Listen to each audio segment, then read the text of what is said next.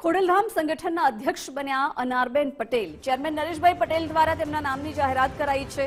ખોડલધામ સંગઠનનું કામકાજ અનારબેન પટેલ સંભાળશે। સંગઠનની મીટિંગ ભરાઈ હતી અમારા આદરણીય ચેરમેન શ્રી નરેશભાઈ પટેલના અધ્યક્ષસ્થાને। આ મીટિંગમાં સંસ્થાના ટ્રસ્ટીશ્રીઓ, સમાજના આગેવાનો અને ગુજરાતની બહાર જ્યાં જ્યાં ખોડલધામ સમિતિઓ છે ત્યાંના પ્રતિનિધિઓ એટલે કે કન્વીનર ભાઈઓ અને બહેનો આ મીટિંગમાં ઉપસ્થિત રહ્યા હતા। આજની મીટિંગ ખોડલધામ સંગઠન કન્વીનર મીટ હતી કે જેમાં ખોડલધામ એક લેવલ સુધી એમના પ્રવૃત્તિઓથી પહોંચી છે અને એમને વધુ મજબૂત બનાવવા માટે સંગઠન ટીમ કેવી રીતે આગળ વધી શકે એ માટેની આજની મીટિંગમાં જે કાંઈ ચર્ચાઓ થઈ છે એ ચર્ચાઓને લઈ અને ખોડલધામ અત્યારે જે વિશ્વ સ્તરે પથરાયેલી છે એથી પણ એક કદમ આગળ જઈ અને ખોડલધામની વિવિધ પ્રવૃત્તિઓ દ્વારા સમાજની સાથે સાથે સમાજ સેવાની સાથે સાથે રાષ્ટ્ર સેવામાં આગળ વધશે।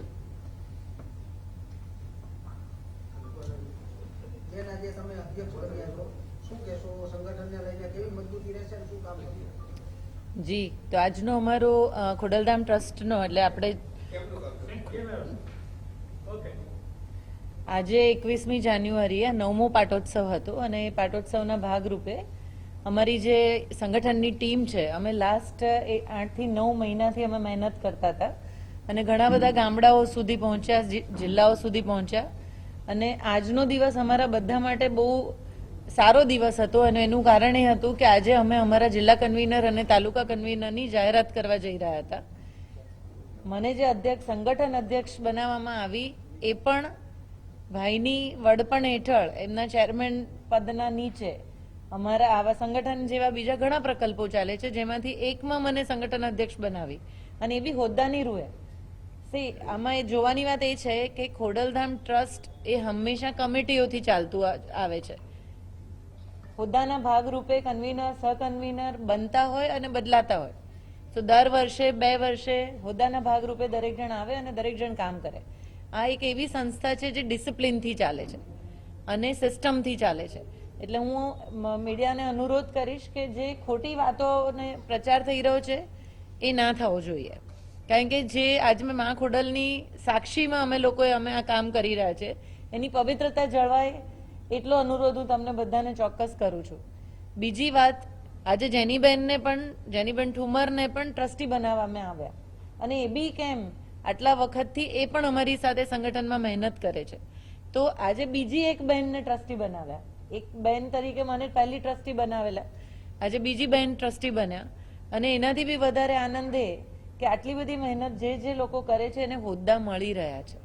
આજે અમારો નાનામાં નાનો કાર્યકર ખુશ છે અને એનું કારણ એ છે કે એમને એનું પદ મળ્યું અને આજે અમે એટલા માટે ખુશ છીએ કે અમે આટલી મહેનત કરી અને અમારું જે સંગઠનની અમને જે સ્પીડ જોઈતી હતી એ સ્પીડ આજના કાર્યક્રમની સક્સેસથી અમને મળશે।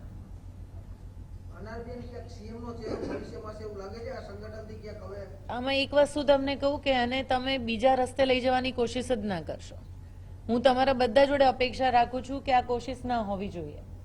સીએમ બનવું ના બનવું તમારા કે મારા હાથમાં કશું નથી। અનારબેનની પર્સનલ ઈચ્છાની બી અહીંયા કોઈ વાત નથી થતી। જ્યારે હું એક ટ્રસ્ટી તરીકે અહીંયા બેઠી છું, ખોડલધામના પ્રિમાઇસીસમાં બેઠી છું, તો મને એટલી ગંભીરતા છે કે હું ખોડલધામ વિશે વાત કરું, મારી પર્સનલ વાત અહીંયા ક્યાંય આવતી જ નથી।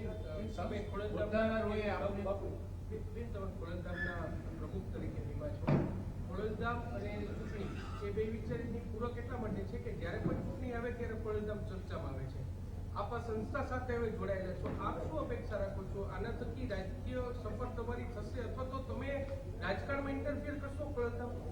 આનાથી મને તો એવું ઊંધું દેખાય છે ને। તમે એક વસ્તુ જુઓ કે ખોડલધામ ટ્રસ્ટ તો વર્ષોથી કામ કરે છે, છેલ્લા 9 વર્ષથી કામ કરે છે અને દર વખતે ખોડલધામ લેવા પટેલ સમાજમાંથી કોંગ્રેસ, બીજેપી હોય કે આપ હોય બધાને ટિકિટો મળે છે, તો સ્વાભાવિક છે કે એ મુદ્દો ઉઠવાનો છે, પણ એનો અર્થ એવો નથી કે કોઈની પાસે ખોડલધામ ટિકિટ માંગવા જાય છે। તો એમાં થોડો ફરક છે તમે જે કહો છો એમાં। ક્રેડિટ વધી જાય છે કે ખોડલધામમાં હોવાને કારણે રાજકીય પક્ષો એની પસંદગી કરતા હોય છે। રાજકીય પક્ષોમાં જે છે એ લોકો ખોડલધામમાં આવી અને સભ્ય બને છે, તમે સમજો। પહેલા એવું છે જ નહીં કે અહીંયા ખોડલધામમાંથી ત્યાં ઉપર જવાય છે। રાજકીય પક્ષોમાંથી ઘણા બધા લોકો છે કે જે લોકો ખોડલધામમાં આવી અને સભ્ય બને છે. અને સ્વાભાવિક રીતે સક્ષમતા જ્યાં હોય ને ત્યાં બધે હોદ્દો તો મળે છે.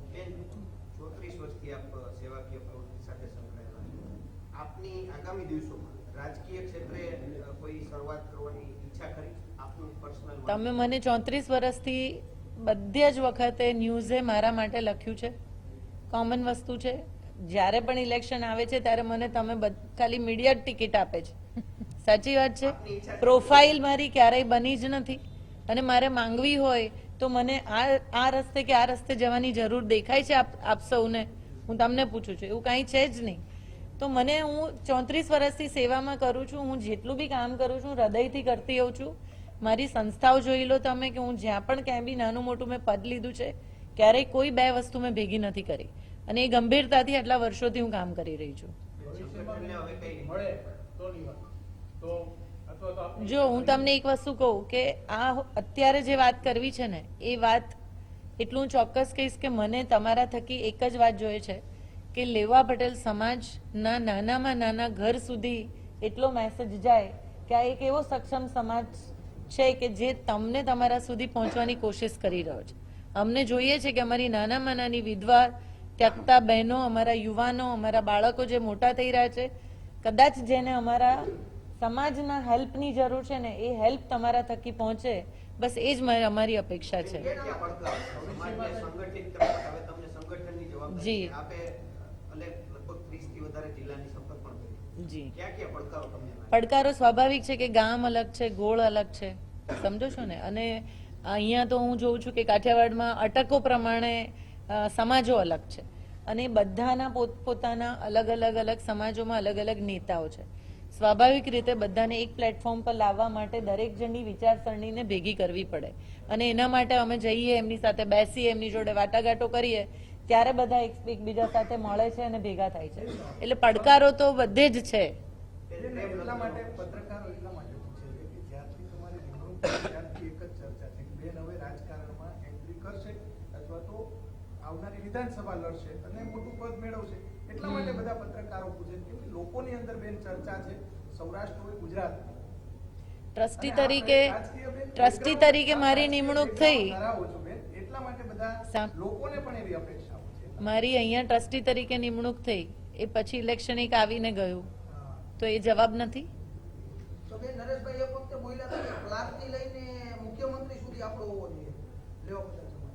એ તો દરેક સમાજની વિશ હોય કે એના લોકો અલગ અલગ ક્ષેત્રોમાં આગળ વધે. એને જુદી રીતે ના લઈ શકાય. યસ આપણે છે ને આજની હું લઈ લઉં આજની આપણે ખોડલધામની સંગઠન બાબત મીટિંગ હતી અને એ બાબત પ્રેસ કોન્ફરન્સ કરીએ છીએ. રાઈટ, તો આપણે એના ઉપર જઈએ તો વધુ સારું. તમે એક વાત કરી હતી કે દેડકા ભેગા થઈને ભાઈએ કીધું એ કોના સંદર્ભમાં વાત કરી? બોલો છે. યસ, આજની 2026ની ખોડલધામ કન્વીનર મીટ કે જે કાગળ મુકામે થઈ એમાં આખાએ ગુજરાતના 34 જિલ્લાઓમાંથી 31 જિલ્લાનું સંગઠન ડિક્લેર થયું. સાથે સાથે ફક્ત ગુજરાત નહીં પણ દેશના અનેક રાજ્યમાં પણ ખોડલધામ સંગઠનની આજે જાહેરાત કરવામાં આવી અને દેશથી પણ સીમાડાઓ વટાવીને વિદેશમાં કે જ્યાં લંડનમાં પણ ખોડલધામ મંદિરની સ્થાપના થશે, અમેરિકા હોય, નેરોબી હોય અને બીજા ઘણા બધા કન્ટ્રીમાંથી લોકોએ સામે ચાલીને ખોડલધામ સંગઠનનો વ્યાપ દેશ વિદેશમાં લઈ જવા માટેની તૈયારી દર્શાવી. આજની સંગઠનની જે મીટ હતી એનો મુખ્ય ઉદ્દેશ એ હતો કે ખોડલધામના સંગઠન થકી તાલુકાના કન્વીનરો થકી ગ્રામ સમિતિ અને ગામમાં વસતા એક પરિવાર અને એવી જ રીતે શહેરમાં વોર્ડ સમિતિ અને સોસાયટી સમિતિ થકી એક પરિવારના સુધી સંગઠનનો વ્યાપ અમે પહોંચાડી શકીએ, જેથી કરીને કોઈ પણ ઘરમાં પટેલ સમાજ કે જે ખોડલધામના નેજા હેઠળ પોતાને પડતી કોઈ પણ મુશ્કેલીઓનું સમાધાન લેવા માટે ઈચ્છતું હોય તો અમે એમના સુધી અમારો અવાજ પહોંચાડી શકીએ કે એમનો અવાજ જે પ્લેટફોર્મ પર લઈ જવો હોય એના ત્યાં સુધી લઈ જઈ શકીએ. આજે જે સંગઠનનું ડિક્લેરેશન 5 જણની કમિટી આપના માધ્યમથી કહેવા માંગીશ કે 5 જણની કમિટી છેલ્લા 9 મહિનાથી કાર્યરત હતી, જેમાં ટ્રસ્ટી શ્રી મનોજભાઈ સાકરિયા પણ હતા. એ 5 જણની સમિતિમાં હસમુખભાઈ લુણાગરિયા કે જે ખોડલધામ સંસ્થાની સ્થાપના થઈ ત્યારથી પોતાની કામગીરી અને ફરજ બજાવી રહ્યા છે, ગોપાલભાઈ રૂપાપરા અને એમના પછી બેનની ટ્રસ્ટી તરીકે નિમણૂક થઈ ત્યારથી કાર્યરત, અને છેલ્લા 1 વર્ષથી હું પોતે, એમ અમારી 5 જણની કમિટી છેલ્લા 1 વર્ષથી સંગઠનનું કાર્ય કરી રહી હતી. આ 1 વર્ષના કાર્ય કર્યા બાદ આખું એ સંગઠન આજે જ્યારે જાહેરાત કરી ત્યારે એ સંગઠનના જાહેરાત બાદ બેનને સંગઠન કમિટીના અમારા હેડ તરીકે અને આખા એ સંગઠનનું કોઈ પણ વ્યક્તિ એક સુકાન સંભાળે તો ખૂબ સુપેરે નિર્ણય લઈ શકાય એ જવાબદારી અને ફરજોના વહેંચણી બાબતે આજે એમની નિમણૂક થઈ છે. એટલે આપના માધ્યમથી હું વિનંતી કરું છું કે ગુજરાતના દરેક ઘર સુધી એ સંદેશો પહોંચાડે કે ખોડલધામ સંગઠનનો વ્યાપ ફક્ત ગુજરાતમાં નહીં, દેશમાં નહીં, પણ વિદેશોમાં પણ અમે કરવા જઈ રહ્યા છે, અને એને રાજકીય કોઈ પણ કાવા દાવા કે કોઈ પણ સંદેશના આપના માધ્યમથી ન મળે એવી આશા ખોડલધામ સંસ્થા વતી ખોડલધામના એક સક્રિય કાર્યકર્તા તરીકે આપના પાસે વ્યક્ત કરું છું, અને આપ સૌનો ખૂબ હૃદયપૂર્વકનો આભાર વ્યક્ત કરું છું. ભૂતકાળમાં જેટલા પણ કોઈને કોઈ રીતે ખોડલધામનું નામ આવ્યું એમાં રાજકીય મુદ્દો જ હોય છે. જે ખોડલધામના મોટા નેતાઓ, મોટા આગેવાનો વચ્ચે પણ મતભેદ થયું, એમાં પણ ક્યાંક ને ક્યાંક તે મુદ્દે રાજકારણની જ કોઈ કસર હોય છે. તમે નવા ટ્રસ્ટ મીન્સ કે બધી નવી સક્રિય ટીમ જોડાઈ છે, ખોડલધામને રાજકારણથી દૂર કરવા માટેનો પ્રયાસ અથવા તો એવું કોઈ પગલું કરશો? શું કહેશો?